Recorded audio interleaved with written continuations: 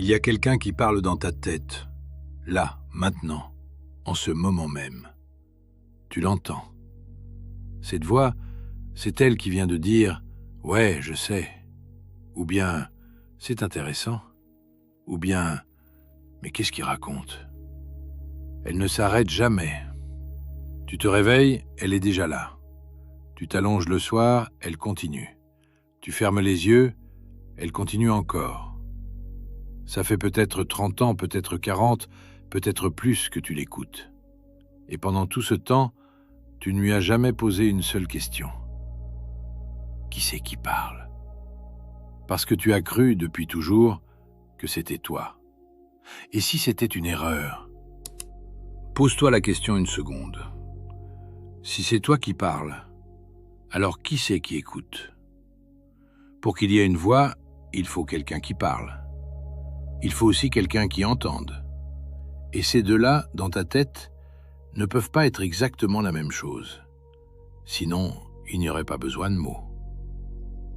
Quand tu te dis à toi-même « faut que je rappelle ma mère », tu te le dis à qui ? Tu te le dis à toi, d'accord. Mais alors il y a deux toi. Un qui parle, un qui reçoit le message. Et il y en a un des deux, depuis toujours, qui prend toute la place. L'autre, on l'a oublié.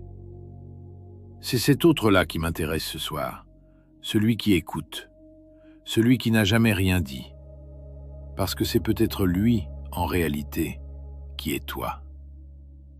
Cette voix qui prend tout l'espace, on commence par la regarder doucement. Elle parle des heures durant, sans pause, sans que tu lui demandes rien. Et la plupart du temps, elle ne se contente pas de penser. Elle ressasse. Elle rejoue des scènes finies. Elle anticipe des problèmes qui n'arriveront pas. Elle te fait répondre à des conversations imaginaires, à des dîners de l'année dernière, à des messages qu'on ne t'a jamais envoyés. Alors maintenant, imagine qu'on te branche à l'oreille une enceinte minuscule et que cette enceinte, du matin jusqu'au soir, te dise des choses comme « Tu n'aurais pas dû dire ça hier »,« Qu'est-ce qu'ils vont penser ? T'es pas à la hauteur », et ainsi de suite, sans pause, jamais aucune pause pendant des décennies. Je pense que tu deviendrais fou. Tu casserais l'enceinte. Tu irais te plaindre à celui qui te l'a installée. Mais l'enceinte est dans ton crâne, alors tu ne fais rien. Et surtout, tu ne te plains jamais, parce que tu crois que cette voix, c'est toi. Or, à la naissance, elle n'existait pas. Un nouveau-né n'a pas de phrase qui dit « j'ai faim ». Il a faim, il pleure, il a sommeil, il dort. Personne ne commande ce qu'il vit. Il vit simplement. Cette voix s'est installée plus tard, à mesure que tu apprenais à parler. Elle s'est nourrie des phrases de tes parents, des avertissements de l'école, des regards de tes camarades quand tu étais enfant, des petites humiliations que tu as oubliées mais qui sont restées en toi. Elle est faite mot pour mot de tout ce que les autres ont déposé dans ta bouche avant que tu saches refuser. Et tu as fini par appeler « je » ce qui n'était au départ que la voix des autres répétée à l'intérieur. Si tu veux savoir à quel point cette voix n'est pas vraiment de toi, il y a un endroit où elle se révèle sans masque. C'est 3 heures du matin. Il y a sûrement eu dans ta vie une nuit où tu t'es réveillé pour aucune raison. Tu as regardé le plafond et la voix s'est mise en marche. Pas pour t'aider, pour t'attaquer. Elle a sorti tout ce qu'elle avait. Une phrase que tu n'aurais pas dû dire il y a 15 ans. Une chose à faire que tu vas oublier. Une peur sur ton compte en banque. Une dispute qui n'a pas eu lieu. Une projection sur dans 10 ans. Un visage que tu n'aimes pas. Une honte ancienne. Tu as essayé de l'arrêter. Tu t'es retourné. Tu as compté des moutons. Et elle est revenue. Elle revient toujours. Pourquoi à 3 heures du matin ? Parce que c'est l'heure où tu es trop fatigué pour la couvrir avec du bruit. Pendant la journée, tu travailles, tu téléphones, tu regardes des écrans, et elle est là, mais on ne l'entend qu'à moitié. La nuit, tout est silencieux. Et là, on l'entend pour ce qu'elle est. Ce que tu entends presque toujours, c'est quelqu'un qui a peur. Quelqu'un qui voudrait te protéger en te faisant souffrir d'avance. Quelqu'un qui croit que si tu t'inquiètes assez, tu pourras éviter le pire. Quelqu'un de très inquiet, qui parle en toi depuis des années et qui ne sait pas se calmer. Si la voix était toi vraiment, est-ce que tu te ferais ça à toi-même? Tu vois bien que non. Celui qui souffre à 3 heures du matin, ce n'est pas celui qui parle, c'est celui qui écoute. Et celui-là, le pauvre, voudrait juste dormir. Voudrait juste qu'on le laisse tranquille. C'est lui déjà qu'on cherche. Pendant la journée, c'est plus subtil, mais c'est la même mécanique. Tu prends ton téléphone, tu fais défiler. La voix se déclenche. Lui réussit, moi non. Elle est plus belle. Lui voyage. Eux ont une vie meilleure. Et au bout de 15 minutes, tu poses ton téléphone et tu te sens vide. Pas parce que ce que tu as vu était mauvais, parce que la voix a fabriqué 100 comparaisons en 15 minutes et qu'aucune n'était toi. Pause une seconde. Je sais que ce que je viens de dire est troublant. Si quelque chose en toi a un peu protesté à l'instant, c'est probablement elle. Elle n'aime pas qu'on parle d'elle. Elle préfère qu'on l'écoute sans la regarder, comme un présentateur de télévision qui aurait peur qu'on le voie en coulisses, sans maquillage. Donc si elle proteste, c'est plutôt bon signe. Continuons. Il y a une histoire qui illustre bien ce que fait notre cerveau en permanence. Je te la raconte simplement. Imagine un homme assis devant un écran.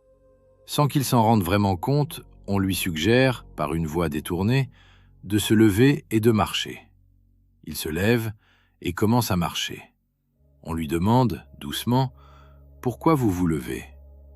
Il répond sans hésitation, avec un calme parfait, « Je vais juste me chercher quelque chose à boire. » Tu vois ce qui s'est passé.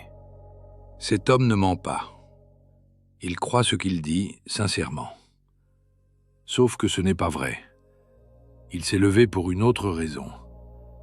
Mais une partie de son cerveau, en une fraction de seconde, a fabriqué une explication pour donner du sens à ce qu'il vient de faire, pour qu'il continue de croire que c'est lui qui décide. C'est une caricature, mais elle dit vrai sur ce qui se passe en nous tous les jours. Notre cerveau invente des explications en permanence pour les choses qu'on fait sans vraiment savoir pourquoi. Il rationalise après coup. Il fabrique une histoire dans laquelle on se retrouve toujours à l'origine de nos propres actes, même quand ce n'est pas vrai. Et cette histoire, qui la raconte? La voix. C'est elle qui te dit « Je suis comme ci, je suis comme ça, j'ai fait ça parce que… » Mais ces phrases sont, en grande partie, des reconstructions. Des fictions montées en temps réel pour que tout reste cohérent. Ce que tu prends pour ton identité, ce que tu appelles « je », c'est en bonne partie un commentaire après coup. Tu sens ce que ça implique. Si la voix invente, tu ne peux pas être la voix. Sinon, tu serais en train de t'inventer toi-même à chaque seconde sans savoir qui tu es vraiment. Donc, il faut que tu sois autre chose qu'elle. C'est presque évident quand on y pense. Quelqu'un qui regarde un film n'est pas le film. L'écran reste l'écran et le spectateur reste le spectateur, même quand il pleure devant l'histoire. C'est pareil dans ta tête. Il y a celle qui parle et il y a celui qui l'entend. Ce deuxième, on va l'appeler le témoin. C'est un mot tout simple. Dans la vie de tous les jours, un témoin, c'est quelqu'un qui était là, qui a vu, et qui peut dire « j'étais là, j'ai vu ». Pas plus. Il n'agit pas, il regarde. En toi, il y a ça. Quelqu'un qui regarde, sans bruit, depuis toujours. Et c'est lui, peut-être, ce que tu es vraiment. Tiens, essaie quelque chose de simple. Tu vas juste attendre la prochaine pensée. Ferme les yeux 10 secondes si tu peux. Attends, elle va arriver. Elle arrive toujours. Tu ne sais pas laquelle ce sera, ni quand exactement, mais elle va arriver. La voilà. Tu l'as vue. Elle est passée. Quelque chose en toi a vu cette pensée comme on voit un nuage traverser le ciel. Cette chose qui a vu, ce n'est pas la pensée. Sinon, elle n'aurait pas pu la voir. Cette chose, c'est toi. Tu viens de te rencontrer. Et tu peux le confirmer encore plus simplement. Regarde ta main, là, devant toi, sans rien penser de spécial. Tu vois ta main. Mais en dessous de ce voir, tu remarques aussi qu'il y a quelqu'un qui regarde, quelqu'un derrière les yeux. La main est là, devant toi. Toi, tu es ailleurs, en arrière, à un endroit qui n'a pas d'adresse. Cet ailleurs n'est pas un endroit dans l'espace, c'est juste un point de vue. Et ce point de vue, il n'a pas vieilli avec le reste de toi. Quand tu te souviens d'un moment de ton enfance, qui se souvient? Toi tel que tu es maintenant, avec ce regard intérieur qui n'a pas pris une ride. Ton corps a vieilli, tes idées ont changé, tes goûts ont changé, mais ce point de vue depuis lequel tu regardes le souvenir est exactement le même qu'à 6 ans. Tu ne peux pas le démontrer, tu le sais, c'est tout. Quelque chose en toi reconnaît que c'est le même. Et ce quelque chose, ce n'est pas une croyance. Tu peux le vérifier en 15 secondes. Tu viens de le vérifier. Maintenant, on va creuser un peu. Pendant longtemps, tu as cru que ton problème, c'était le contenu de tes pensées. Tu as cru qu'il fallait avoir des pensées plus positives, plus calmes, plus reconnaissantes. Tu as essayé. Ça marche un peu, pas longtemps. Tu retombes toujours. Tu te demandes pourquoi. Eh bien voilà pourquoi. Le problème n'est pas le contenu. Le problème, c'est que tu te prends pour la voix. Quand elle dit « je suis nul », 2 choses arrivent. La première, c'est qu'une phrase apparaît dans ta tête, 3 mots. Une vibration brève, sans plus de réalité qu'un nuage. La deuxième, c'est que quelque chose en toi prend cette phrase au sérieux, la croit, la porte, souffre à cause d'elle. Et la deuxième chose, c'est ça qui fait mal, pas la première. Sans cette adhésion, la phrase passe. Elle est là, elle s'en va, pas plus de poids qu'une poussière. Avec l'adhésion, la phrase devient un verdict, une vérité sur toi. Toute la différence est là. Ce ne sont pas les pensées qui font souffrir, c'est le fait d'y croire. Cette nuance change toute une vie. Tu n'as pas besoin que ta voix se taise. Tu as besoin de te souvenir que tu n'es pas elle. C'est presque opposé. L'un est une lutte, l'autre est un repos. Une seule image pour cette vidéo. Imagine un théâtre. Sur la scène, un acteur joue. Il parle, il bouge, il pleure, il rit, il s'emporte. L'acteur, c'est ta voix. Dans la salle, dans le noir, il y a un spectateur qui regarde. Ce spectateur, c'est toi. Tu regardes. Parfois tu ris, parfois tu pleures, mais à aucun moment tu n'es l'acteur. Le drame d'une vie humaine, c'est qu'on a oublié qu'on était dans la salle. On s'est cru sur scène, on a confondu l'acteur avec soi. Et depuis, tout ce qu'il vit nous traverse comme si la salle n'existait plus. Mais elle existe. Tu es toujours dedans. Tu as juste oublié d'y être assis. Et il y a un endroit dans ton corps qui te rappelle à chaque seconde que tu es dans la salle. Cet endroit, tu le portes en toi sans y penser. C'est ton souffle. Tu respires depuis ta naissance. Tu vas respirer jusqu'à ta dernière seconde. Et entre les deux, tu n'y as presque jamais fait attention. Pourtant c'est là, tout le temps. Une vague qui entre, une vague qui sort. Sans demander ta permission. Pose ta main sur ton ventre 1 seconde si tu veux. Sens. L'air entre, l'air sort. Pendant ces quelques secondes, tu remarques quelque chose. La voix s'est tue. Pas pour toujours, mais pour cet instant. Tu n'es plus dans son commentaire. Tu es dans ton corps. Tu es dans ce qui respire. C'est tellement simple que personne ne le croit. Tout le monde cherche des techniques compliquées, des méthodes longues, des formations chères. Et la chose qu'on cherche est, depuis toujours, à un souffle de distance. Tu peux y revenir en marchant, en faisant la vaisselle, en attendant un feu rouge. Et chaque fois, tu reviens dans la salle. Le jour où on s'en rend compte pour la première fois, ce n'est pas un éclair, pas une révélation spectaculaire, juste un petit silence, un demi-pas en arrière, un instant où la voix parle et où quelque chose en toi, très calmement, se dit « Ah tiens, elle parle ». C'est tout. Et c'est immense. Parce que dans ce « Ah tiens, elle parle », il y a deux. Il y a elle qui parle et il y a celui qui le remarque. Et celui-là, ce n'est plus elle. Tu auras peut-être ce moment. Peut-être même que tu l'as déjà eu sans le savoir, dans la fatigue extrême ou dans le silence après une grande émotion. Un instant où la voix s'est tue et où il restait quelqu'un. Tu n'avais pas disparu. Tu étais même plus présent que jamais. Ce quelqu'un, c'est lui. Et la bonne nouvelle, c'est qu'il n'est pas loin, pas dans un monastère, pas au bout de 10 ans de pratique, pas même au fond d'un livre rare. Il est là. À chaque fois que tu remarques que tu penses, tu es lui. Bon, je voudrais nuancer une chose. La voix n'est pas l'ennemi, elle sert. Elle te permet de planifier ta journée, de te souvenir d'acheter du pain, d'apprendre, de résoudre des problèmes. Sans elle, tu serais en difficulté pour beaucoup de tâches concrètes. Le problème, ce n'est pas qu'elle existe, le problème, c'est qu'elle ne sait pas se taire quand elle n'a plus rien à faire. Comme un outil qu'on n'arriverait plus à reposer après usage. Et la lui retirer, ce n'est pas la combattre, c'est juste apprendre à la reposer quand on n'en a plus besoin. Comment on fait pour se rasseoir ? Il y a une porte, une seule, toujours la même.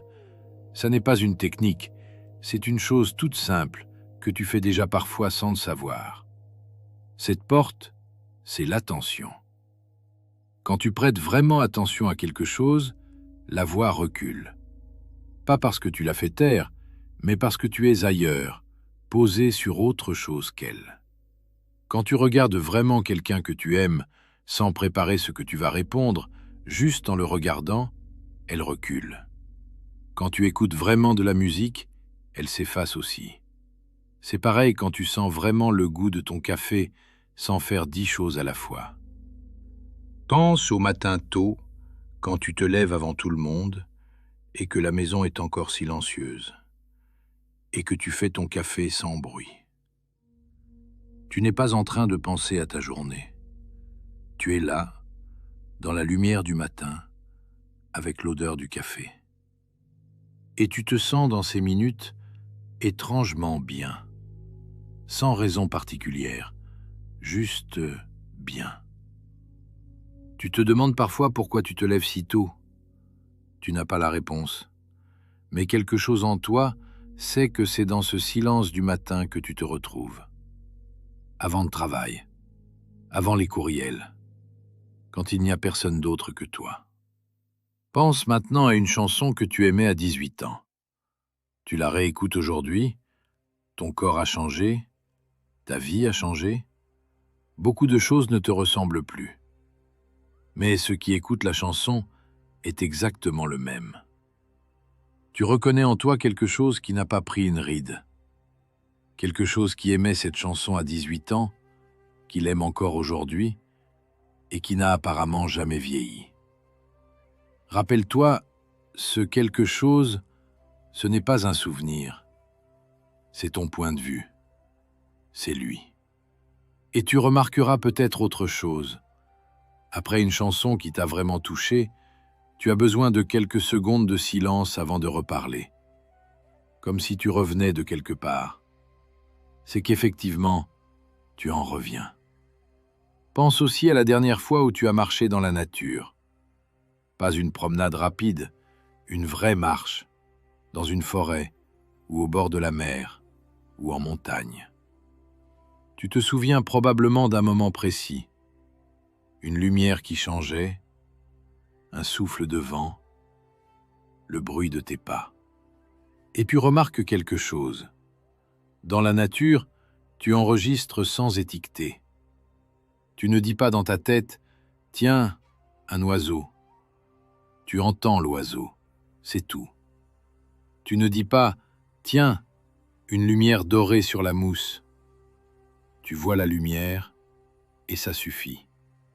La nature ne te calme pas par sa beauté. Elle te calme parce qu'elle ne te demande pas de la commenter.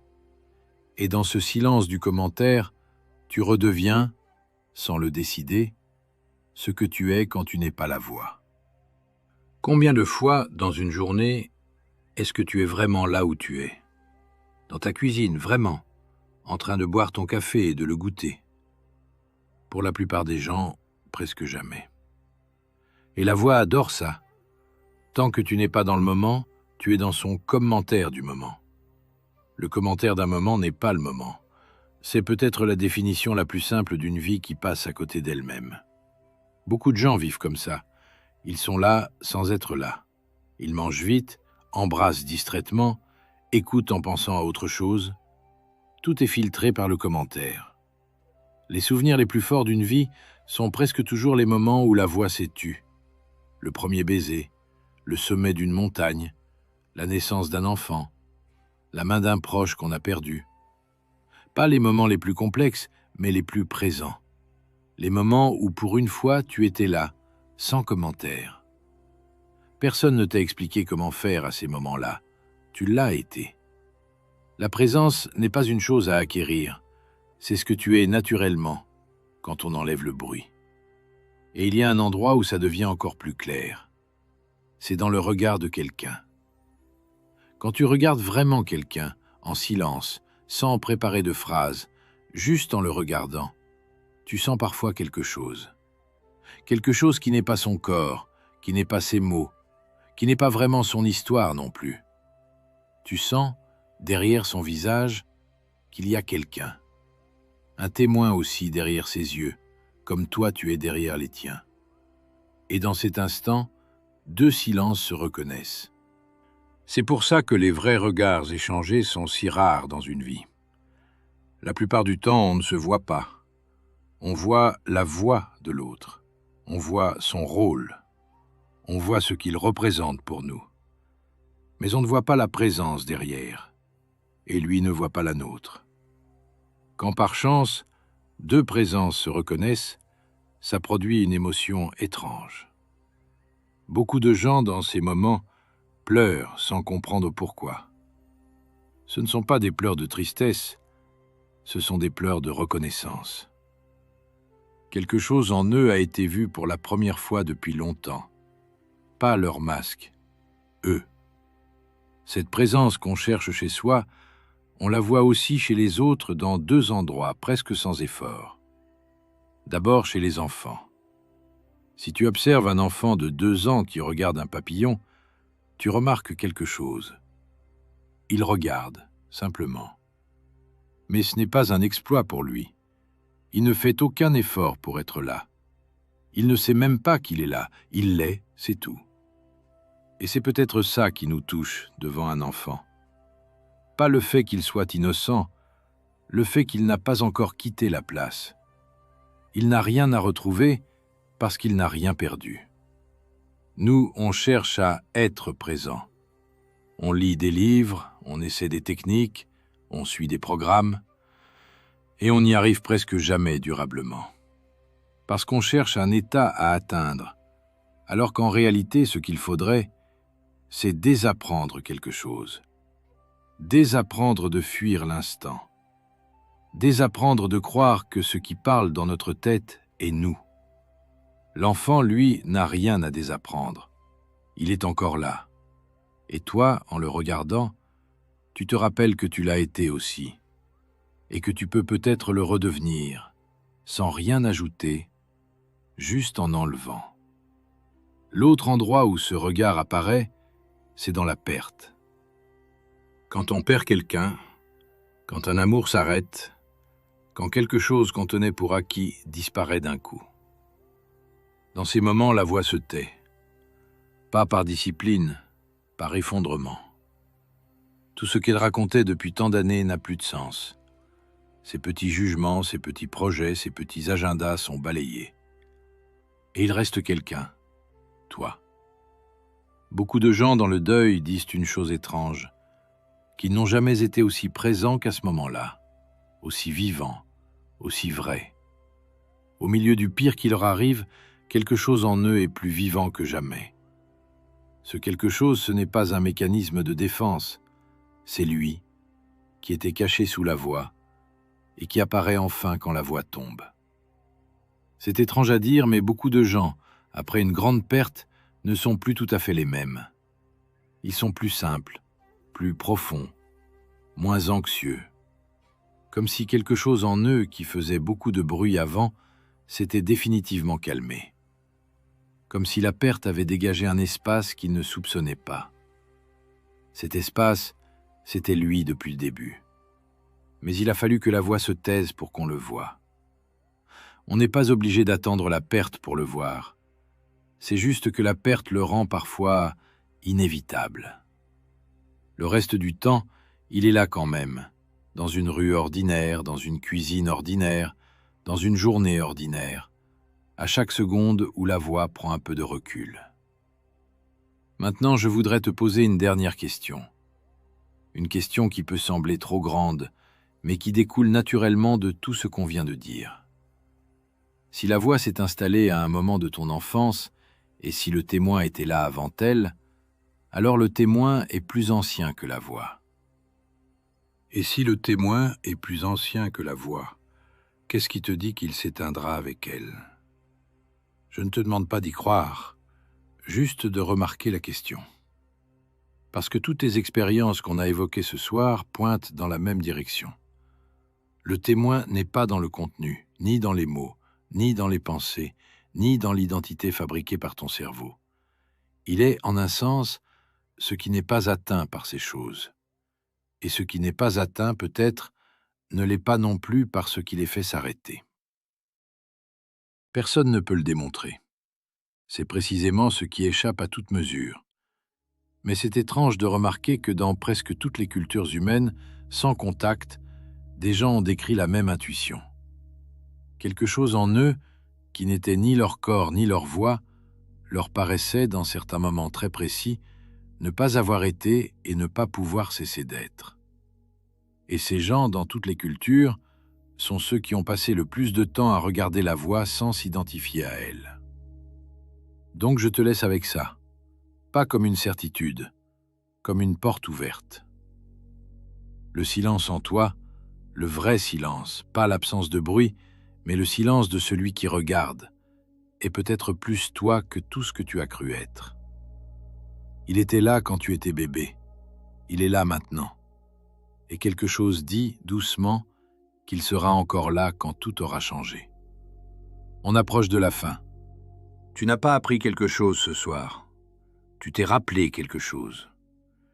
Quelque chose que tu sais depuis toujours, mais que tu avais laissé sous le bruit. C'est différent. Et ce souvenir, doucement, va changer des choses. Demain matin, peut-être, quand la voix se mettra en marche dès le réveil, au lieu de la subir, tu vas la voir. Tu vas te dire « Ah tiens, elle est déjà là ». Et dans ce simple « Ah tiens », tu seras déjà un peu à côté d'elle, un peu moins collé. Peut-être que dans une dispute, la colère montera, et au lieu de la suivre comme d'habitude, tu vas sentir en arrière quelque chose qui regarde. Et tu pourras peut-être ne pas répondre tout de suite. Pas par retenue, parce que tu n'auras pas été obligé de réagir. Et un jour banal, sans raison particulière, tu auras 3 minutes de paix. Tu boiras ton café et tu seras là, avec ton café, sans personne en train de commenter. 3 minutes. Dans une journée moderne, c'est presque un trésor. Petit à petit, ces moments deviennent plus fréquents. Parce que tu te rappelles. Et plus tu te rappelles, plus c'est facile de se rappeler. Au fond, ce que tu cherchais, ce que tout le monde cherche, ce n'est pas autre chose que ça. C'est de revenir chez soi. Et chez soi, ce n'est pas un endroit. C'est ce point silencieux à l'intérieur, qui regarde sans rien dire, et qui était là depuis toujours. Tu n'es jamais parti de chez toi. Tu l'as juste oublié. Maintenant, si tu veux, ferme les yeux. Pas pour méditer, pas pour faire un exercice, juste pour écouter, juste pour sentir. Tu vas entendre la voix continuer. Elle va commenter ce que je viens de dire. Laisse-la dire. Pendant qu'elle dit, sens. Sens le poids de ton corps. Sens l'air qui entre, l'air qui sort. Sens les bruits autour de toi. Sens la chaleur ou le froid sur ta peau. Sens le silence à l'intérieur du bruit. Pendant que la voix parle, tu sens. Et celui qui sent, ce n'est pas elle, c'est toi. C'est tout pour ce soir. À bientôt, mon cher explorateur de l'âme.